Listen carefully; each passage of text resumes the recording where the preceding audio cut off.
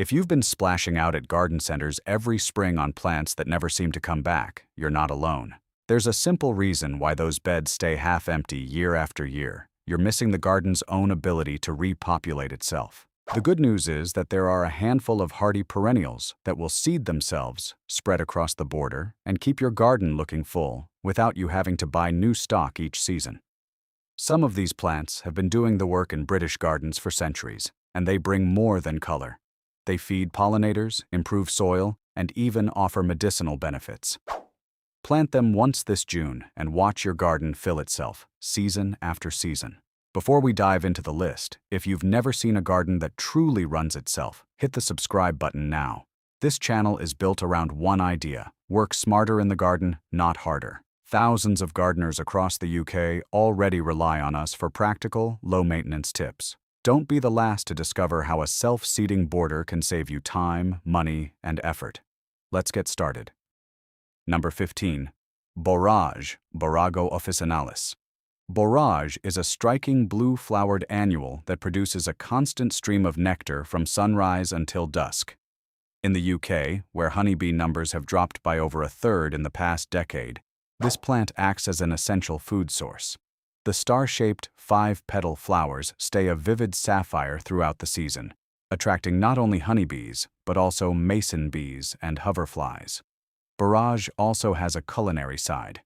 The leaves taste like fresh cucumber and are a favorite in salads, soups, and summer drinks. From a practical standpoint, Borage self-seeds aggressively in warm, well-drained soils, rhoeas zones 4 to 9. Sow the seeds directly into the border in late spring. They will germinate on the surface without any need for pre-treatment. In cooler regions, a light covering of straw helps retain moisture. Once established, the plant will reseed itself each year, filling any gaps you leave untouched. Keep an eye on the seedlings in early spring. Pull any that encroach on pathways, but let the bulk stay to maintain a continuous bloom from early summer to the first frosts. Number 14. Common poppy, Papaver rhoeas.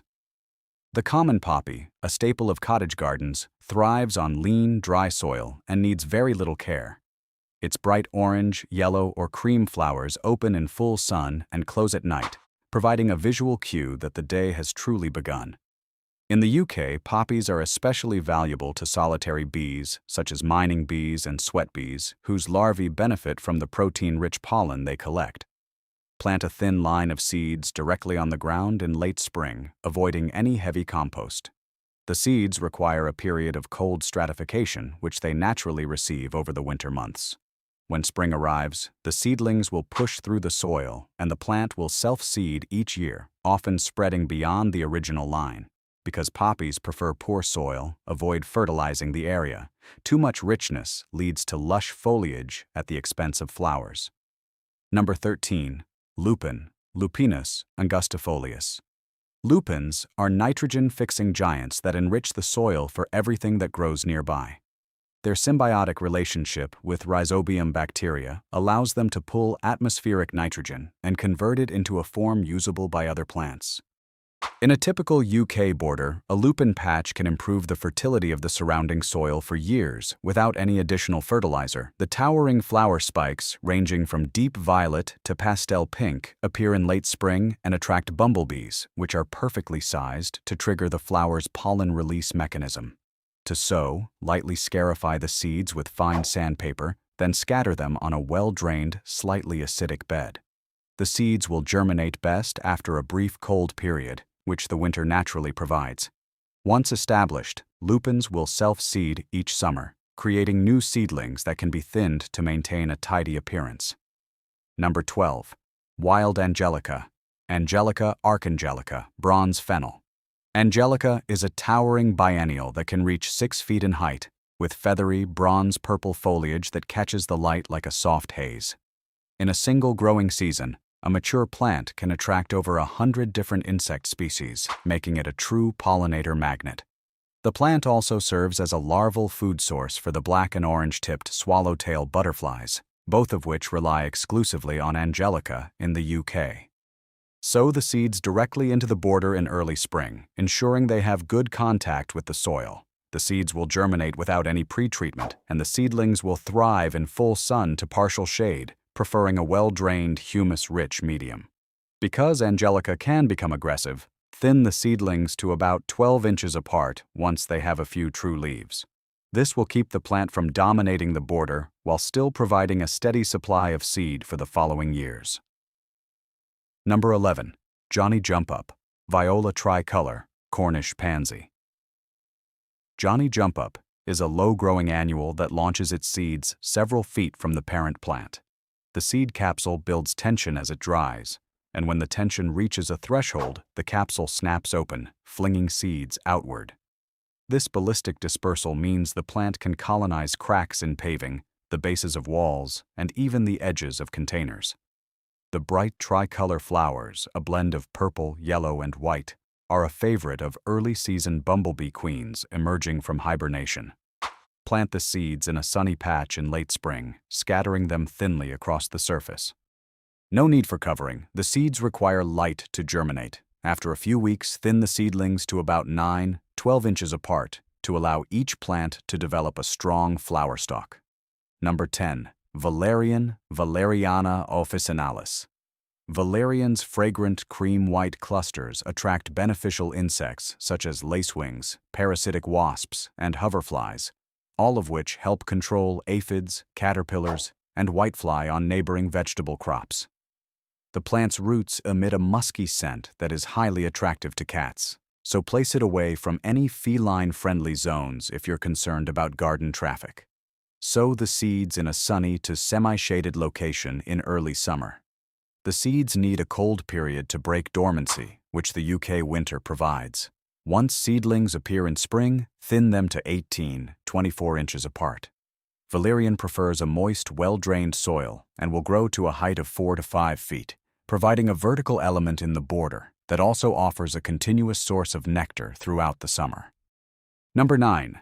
Sweet William, Dianthus barbatus. Sweet William's fragrant, densely packed clusters of pink, white, and red blooms become more aromatic as evening approaches, making it an ideal plant for planting near patios, garden benches, or the back door. The intricate pattern on each petal, concentric rings, speckles, and contrasting edges, gives the flowers a hand-painted appearance that rewards close inspection. The seeds have a high natural germination rate, over 80%, when surface sown in late summer or early autumn on a well-prepared seed bed. Plant the seeds in a partially shaded border with good drainage. The plant will self-seed each year, and the seedlings that appear in spring can be left to grow where they land, filling any gaps left by the previous season's bloom. Number 8. Larkspur, Delphinium consolida, Great Larkspur. Great Larkspur produces towering spikes of blue, purple, pink, or white flowers that rise dramatically in late spring. The plant's seeds require a cold stratification period, which they naturally receive over the winter months when they lie on the ground after the summer seed heads dry. Because the seeds are light-weighted and need light to germinate, scatter them on the surface of a well-drained neutral pH soil in late summer.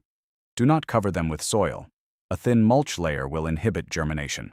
Once seedlings emerge in spring, thin them to 12–18 inches apart to ensure each plant develops a strong, upright flower stem. Larkspur prefers full sun and can thrive from RHS zone 3 through 9, making it suitable for most UK gardens. Number 7. Feverfew, Tanacetum parthenium. Feverfew has been used for centuries to alleviate headaches and migraines. Modern clinical trials confirm that regular consumption of its leaves can significantly reduce both the frequency and intensity of migraine attacks.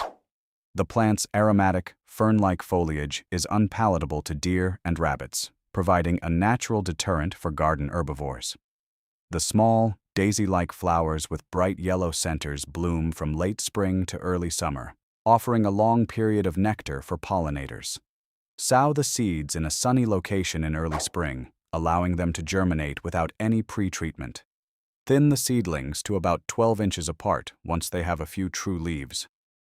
The plant will self-seed each year, and the new seedlings will appear around the edges of the original planting, gradually expanding the patch. Number 6. Shrubby verbena, Verbena bonariensis. Verbena's tall, slender stems are almost transparent, allowing you to see through the plant to what lies behind it. The tiny, deep purple flower clusters bloom from midsummer until the first hard frost, attracting a spectacular array of butterflies, including the peacock and small white. Studies in the UK have shown that verbena ranks among the top 3 plants for butterfly attraction in temperate gardens. In zones 7, 11, the plant survives winter as a perennial. In cooler zones, the roots die, but the seeds that fall in autumn germinate in spring, ensuring a fresh display each year. Sow the seeds directly onto a well-drained, sunny border in late spring. The seedlings initially resemble grass, so mark the sowing area to avoid pulling them by mistake. Do not deadhead the flowers. The seed heads remain on the plant throughout winter, releasing seeds gradually and filling the surrounding area. Number 5. Common hollyhock, Alcea rosea. Hollyhocks have graced British hedgerows and cottage gardens for over 4 centuries. Their tall, striking spikes of white, pink, red, or deep burgundy flowers are a magnet for hummingbirds, in the UK for nectar-loving bees and butterflies, and provide a dramatic vertical element in any border.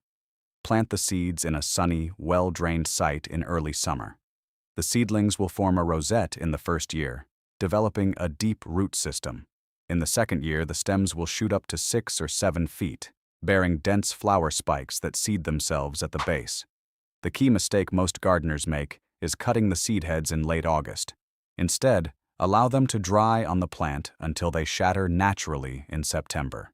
The fallen seeds will settle around the parent plant, establishing new rosettes that overwinter and bloom the following year. Number 4. Blue-flowered columbine, Aquilegia caerulea. Columbine is a graceful perennial that produces delicate, spurred flowers in shades of blue, pink, and white. The length of the nectar spurs matches the tongue length of the UK's hummingbird-like bee species and hawk moths, ensuring efficient pollination. Unlike many perennials, columbine seedlings often display color variations not present in the parent plants. Natural cross-pollination between different columbine varieties results in a kaleidoscope of new color combinations each spring. Plant the seeds in a partially shaded, well-drained site in early spring. The seedlings will form low rosettes before you begin weeding. Resist the urge to pull them, as they are the next generation of the plant. Thin the seedlings to about 12 inches apart once they have 2 true leaves. Number 3. Digitalis, foxglove. Digitalis purpurea. Foxglove is a striking biennial that produces tall spikes of tubular, spotted flowers in shades of purple, pink, white, and cream. The plant is toxic if ingested, but its cardiac glycosides have been used in modern medicine to treat heart failure and atrial fibrillation since the 18th century. In the garden, foxglove provides a specialized pollination niche for bumblebees, whose body size perfectly matches the flower's tube. When a bumblebee enters the flower, pollen transfer is almost guaranteed. The plant's seeds are minute and require direct contact with mineral soil to germinate. Mulch should be pulled back at least 6 inches from the stem to expose the base. Plant foxglove in part shade to full sun in moist, humus-rich soil. The first year the plant forms a rosette. The second year it sends up the flower spikes, which should be left standing until the seed pods dry and shatter naturally in late summer. The seeds will fall onto the bare soil beneath, where they will undergo cold stratification over winter and germinate in spring, creating a self-sustaining colony. Number 2. Prairie sunflower, Echinacea purpurea, purple coneflower. Prairie. Sunflower is a native perennial that has been used for centuries by indigenous peoples across Britain and Europe for its medicinal properties, treating wounds, infections, and sore throats. Modern clinical studies have shown that regular use of its extracts can reduce the frequency of common colds by about 1/3. The plant's orange-brown, spiky seed heads remain on the plant through winter, providing a vital food source for finches and other seed-eating birds. Over 40 species of native bees have been recorded visiting a single planting during a growing season, making it an essential component of a pollinator corridor. Sow the seeds in a sunny, well-drained site in late spring. The plants will establish throughout the summer and begin producing seed heads by the first autumn. Leave the seed heads standing until they are fully dry and naturally shatter in late August or September. The seeds will fall directly onto the soil at the base of the parent, where they will experience cold stratification over winter and germinate in spring, producing new seedlings spaced about 18 inches apart. Number 1. Mallow Daisy, Rudbeckia hirta, Black-Eyed Susan. If you've been cutting back the brown flower heads of your mallow daisies each autumn, you may be unknowingly destroying the plant's seed bank. These bright, gold-centered, dark brown flowers bloom from midsummer through autumn and produce thousands of tiny seeds per head. When the seed heads are left on the plant over winter, the seeds fall onto the ground, where they naturally undergo cold stratification. In spring, they germinate, often producing more plants than you originally sowed. The seed heads also provide a crucial food source for birds and support over 40 species of native bees. To make the most of this plant it in a sunny location with well-drained soil, RHS, zones 3, 9. After the first year, thin the seedlings to about 12–18 inches apart. The only maintenance required is to resist the temptation to deadhead in the fall. Let the seed heads mature and drop naturally. In a few seasons, a single planting can colonize an entire border, dramatically reducing the need for new purchases. If you've made it this far, take a moment to look at the list of 15 self-seeding plants. Which one will you sow first? Drop the number in the comments below, just 1 through 15. I read every comment and love to see which plant is about to transform a garden this June. Remember, each of these plants will seed themselves, return year after year, and fill your garden without the need for costly replacements. No more spring trips to the garden center, no more cutting back at the wrong time, and no more empty beds. If you found even one plant that you'll try, hit the subscribe button. If you discovered 5, definitely subscribe. And if this video changed the way you think about long-term garden planning, share it with a fellow gardener who's still battling the endless cycle of replanting. One share can help someone else create a garden that works with nature, not against it. We post new, practical gardening advice every week, solutions that let your garden thrive with minimal effort. Subscribe, tap the notification bell, and stay tuned for the next video. If you enjoyed this guide, give it a thumbs up. It only takes a second and helps other gardeners find the information they need. See you in the next episode.